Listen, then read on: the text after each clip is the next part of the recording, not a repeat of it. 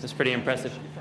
There's a couple of other components of the experience so far that I want to get in, and one, of course, is a little bit more about advertising, and one is the possibility that maybe not every publisher needs to be on the platform right now or right away. So I thought I would start maybe with Brenda. If you would just give us a few words about your interest in the platform from the buy side of the desk, and briefly what you've done so far. Okay, great. Oh, this is quite a hard act to follow with all these great demos. I think you guys will agree. I mean, what we just saw is amazing considering this thing has only been out for 6 weeks. I know we first heard about the development and all of this through Chris Anderson at Wired back, I think we saw it in November, the first generation of Wired. So it is amazing how far technology has come, as well as how much the publishing industry has embraced this, and I applaud every one of you guys. I think it's just terrific. So obviously we're very, very interested in this. We see this as an extension of the reading experience. We do not see this as a or, we see this as an and, to quote Chris Anderson at Wired. And so we do have a lot of clients who are excited about it. I will tell you, the first ones that are out there, the first, magazines, apps, that we got offers on. We definitely had a lot of robust conversation with our clients. In fact, we have a handful of our clients that are in them. Everybody from P&G with Gillette and their partnership with GQ and Men's Health, and some of you may have seen, to Buick with the Wall Street Journal, to Oracle with the Wall Street Journal, and then some of our clients in New York, such as Coke and Cap One, also with the Wall Street Journal. So I think you guys can tell we really like the Wall Street Journal and what they offered us for first mover packages. Moving forward, we're in constant discussions. I think my group, who many of you are here today, is this not part of every conversation we have with every one of our magazine reps, with our clients, with our strategy groups? So this is something that we feel very passionate about. Again, we think this is something that's really important to our clients, to the industry, and most importantly, to the consumer. What's going to really make us make this sing, if you will, and that is once we get some data. So I want to echo everything all of you in the room have heard me say is the minute you get research, we really, really need to see it. And I think all agencies will agree with that because it'll make our jobs a little bit easier to get some of these great opportunities in front of our clients. So I'm very, very excited and can hardly wait to see what the future holds. If we're just here at 6 weeks, imagine a year from now what we're going to see. Thanks. And that said, Dan, Meredith is no slouch in digital or interactive. Better.tv racks up the page views and videos and high CPM ad units every day. Why is well, tell me what Meredith's approach is to this and why Meredith is not on the iPad today. Great. Well, I know this is so fast moving, we weren't supposed to really be wrong about anything, but there's two things I know, and one is the guy to the right of me has a great job, fun job. And the second thing is the magazine business does not need saving. It does not need saving.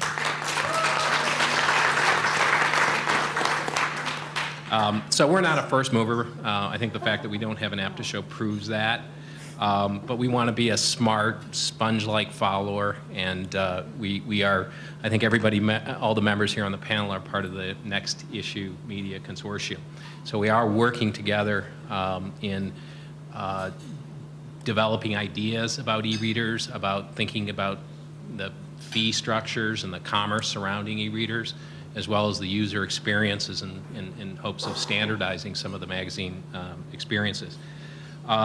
Wendy Riches, who wasn't able to make it tonight, has a great way of kind of summing it up, or Meredith's view of e-readers and the magazine experience. She sounds much better because she has a British accent. But she calls it, there's a lean forward experience of the web.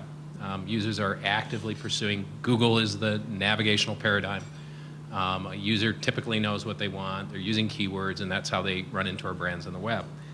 Magazine experience is a lean back experience. It's something every focus group I've ever gone to for any of our brands, the women that subscribe and who are customers say, it's my time, it's me time. And I think what we've got here is we've got a device that is a hybrid device. The two things that stick out for me is it's got a new navigational paradigm, and that's with the fingers. And two, you've got a nice portable device, great battery life, a really crystal clear screen. The video, the photos that my colleagues showed you here are just amazingly beautiful. So you can start to replicate the magazine experience. Our approach So we know it's a wonderful experience. We think it's a hybrid experience. Our approach as we look at our brands is we've got a brand ecosystem. We've got a magazine, Better Homes and Gardens, for example, 7.6 million readers. We've got a website with 5.2 million users of the website. In that digital ecosystem, we're going to have apps, lots of apps, some paid, some free. We're going to have tablet experiences, some paid, some free. So we look at it really as from a brand ecosystem perspective that, and some of those experiences will be scale experiences like BHG Magazine. Others may be less than that, but they might be paid for experiences that certainly are profitable for the company. And the other thing we know is that I think we all believe there's unique ways to serve advertisers in this new environment on the tablet, especially because video can, there's still some issues with video, but it can be crystal clear. I think the integration opportunities with editorial, I work mostly on the website, and one of the things we've experienced over the last 5 years is the CPM banners, buttons, skyscrapers.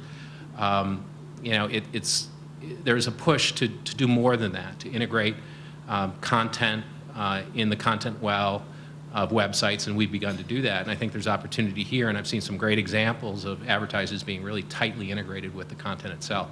I know we didn't see any today, but the opportunity is there. Finally, just to explain kind of where we're at, we have spent the last 2 months, we've got a focus group of 300 customers of Merida that we talk to on a weekly basis. We give them activities, we're in discussions, and we brought to them videos of e-reader experiences. We showed them e-readers, and we asked them lots of questions. So we were very much in a learning experience or phase of discovery, and that research has just ended. We came up with some really interesting insights. For example, the price of the iPad is it's insurmountable to a lot of our customers.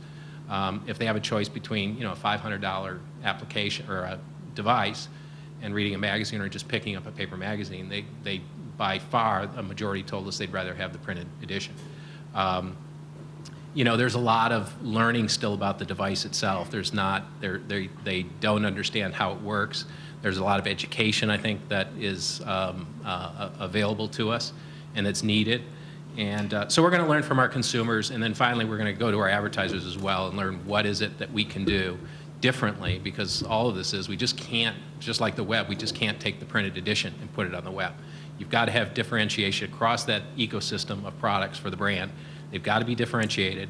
There's got to be a reason, if you're going to ask for the consumer to open up their wallet and pay for it, there's got to be a reason to do it. We think that exists with these devices, and we're very happy that our colleagues are our first movers, because we certainly are learning from them, but it's their budget, not mine.